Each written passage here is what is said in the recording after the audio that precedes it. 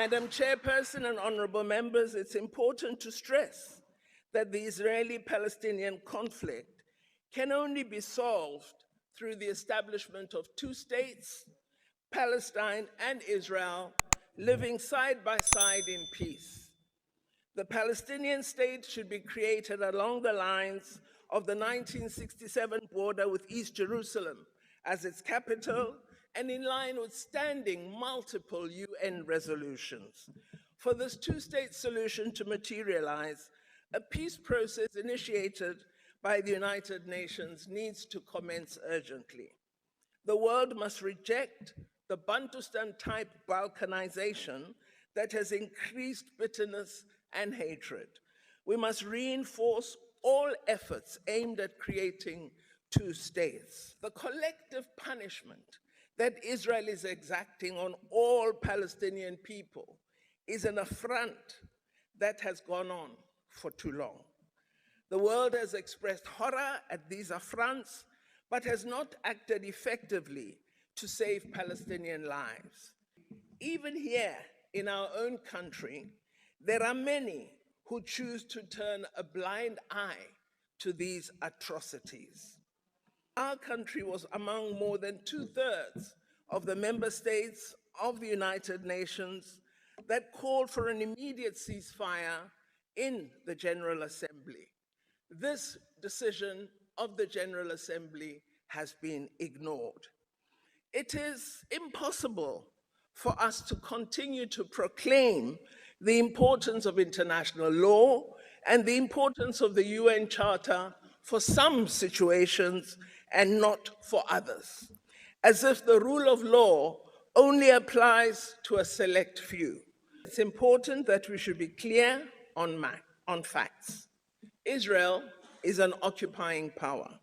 This was confirmed by the International Court of Justice as well as the United Nations. As an occupying power, Israel can use tools applicable to the rule of law, including policing powers, to deal with criminal actions in the area it occupies.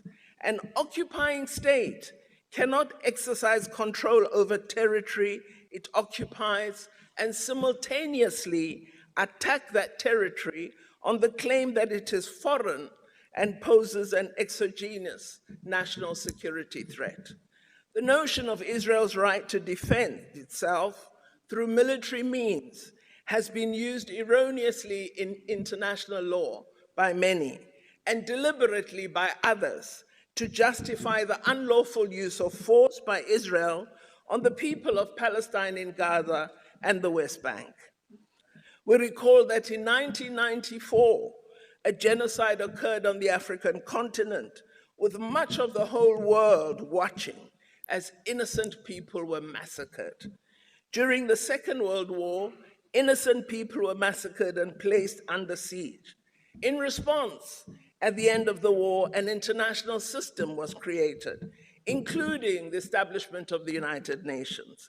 Human rights instruments and judicial mechanisms were also established so that history would not repeat such cruelty. However, the selective application of these international instruments and the utilization of some of the mechanisms for attaining narrow interests has resulted in calling to question the effectiveness of the system. It is a system that has failed the people of Gaza as it did in 1994 for the people of Rwanda and later of Bosnia. The inadequacy of the UN Security Council, which we've pointed to many times, a council that has a mandate derived from the UN Charter for the maintenance of international peace and security, has become a glaring fault in the international system. The Security Council, due to aggravated politicization, has not at the very least been able to call for a humanitarian ceasefire to allow for much needed humanitarian supplies to go to those that need it most. This once again illustrates the urgent need for the reform of this body. As South Africans, we need to raise our voices and call for the following concrete actions to end the suffering. 1, an immediate comprehensive ceasefire. 2, the opening of humanitarian corridors so that aid and other basic services reach all in need. 3, all parties to exercise restraint and to desist from fueling this patently unjust war and human suffering, including by ceasing the supplying of weapons to the various parties. 4, the release of all civilian hostages. 5, in light of statements on the use of nuclear power, the establishment of a Middle East nuclear weapons-free zone, just as we have created on our continent, Africa. 6, the resumption of a comprehensive dialogue led and owned by Palestinians and Israelis themselves and facilitated by the United Nations.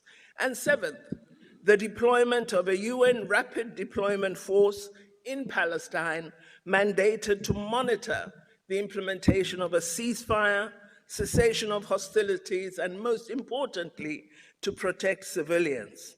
Our common humanity dictates that all human lives matter, and the time for the international community to stand together and act is now. We who enjoy the freedom from apartheid can never, ever be the ones who agree to an apartheid form of oppression. And it is not merely ourselves who are saying this.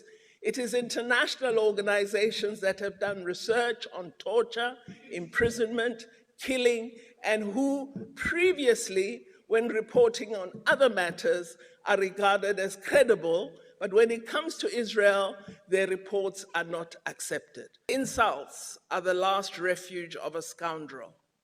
And so calling me a terrorist, friend of Hamas, etc., is like water off a duck's back, because it's an absolute untruth and is a mere insult of a scoundrel who has run out of ideas.